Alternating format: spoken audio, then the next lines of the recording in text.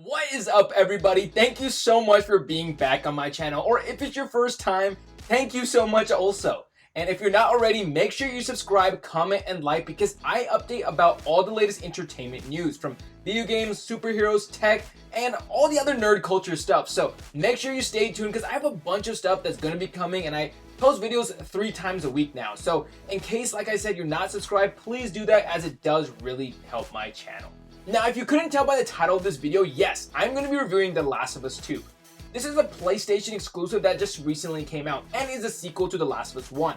This is a very highly anticipated game and one of the last games that's coming to the console. That's why I thought it would be a perfect time to do this review, just because a lot of people are playing it right now and a lot of people have already played it. Alright everybody, before we start this review, I just need to let you know that there's not going to be any spoilers coming from me. But if in the comment section for some reason somebody's stated something that they shouldn't have said, make sure you beware, because that's not me. But like I said, I won't be personally saying any of the spoilers in this video.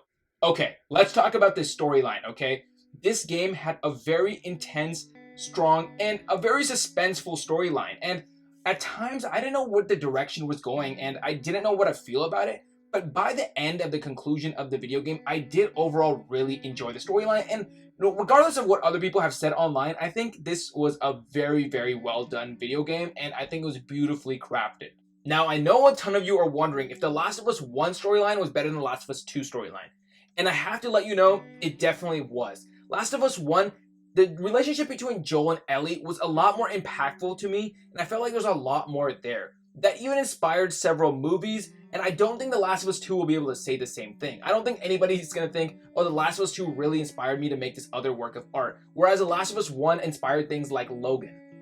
This does not mean The Last of Us 2 did not have a good storyline. I genuinely think The Last of Us 2 had an amazing storyline as well, but I just don't think that in regards to the original video game, that it had lived up to the same expectation. Now let's stop talking about the storyline for some time now, and let's move into the actual gameplay, because at the end of the day, yeah, you're walking through a story in a video game, but you're going to be playing it at the end of the day, right? So let's discuss the mechanics of the game. Now, in terms of the gameplay, there's a lot of mechanics that they changed in this game that the original one didn't have. For example, they added in a jump button.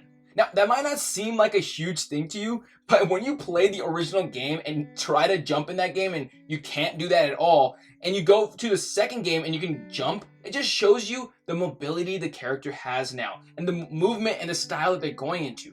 This character feels a lot more fresh, a lot more fluid, and feels like you have a lot more you can do, whereas The Last of Us 1, I felt it was a lot more sturdy and the movement was a little bit more clanky. I hope that I explained that in the right way. The stealth in this game was so good. I need to tell you, that gameplay mechanic is just so much better. You can actually hide under cars this time, and when you're actually going around and fighting people, it's a lot different, because when you throw a brick at them and you can just run away, dive into the grass, which is a new mechanic they've added as well, to the ability to actually dive.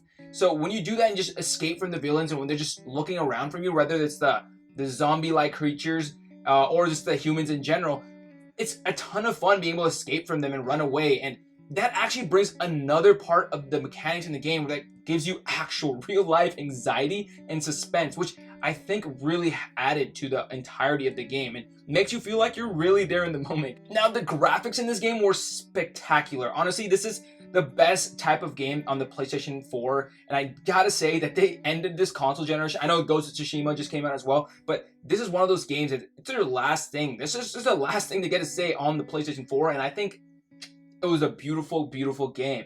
From the character design, to the environment, to the creatures that we see, and everything else in between. Like, that game was amazing. The specific lighting they even had in that game, I have to say, that was beautifully crafted. And if you're looking for a game that's really going to show off your console, if you want to put in a game that's going to be like, hey, this is what the PlayStation 4 looks like, The Last of Us 2 is definitely the way to go. Now, before I end this review, I have to tell you, when I was playing this game, at times, I didn't even want to play. I was actually so scared and freaked out about what was happening. But I definitely think that because the storyline and the intensity of the game was so much there, that I wanted to continue playing.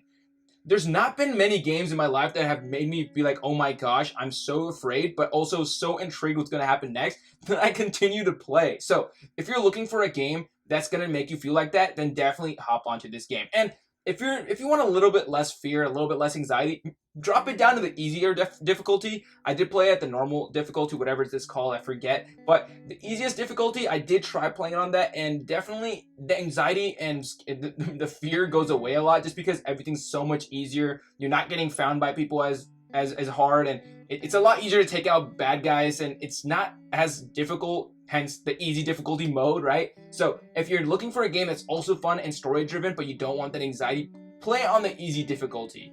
Now, my verdict of the game. I really enjoyed it, and regardless of what people said online, I'm going to give you the review that I want to give you from my own personal perspective. And I genuinely think that this game was a masterpiece and was absolutely perfect. So I give this game a 10 out of 10. Yes, there's things that were not as good as the last one, but I do think that this game did things that the gaming industry just yet hasn't done yet. And because of that, I have to give it a 10 out of 10.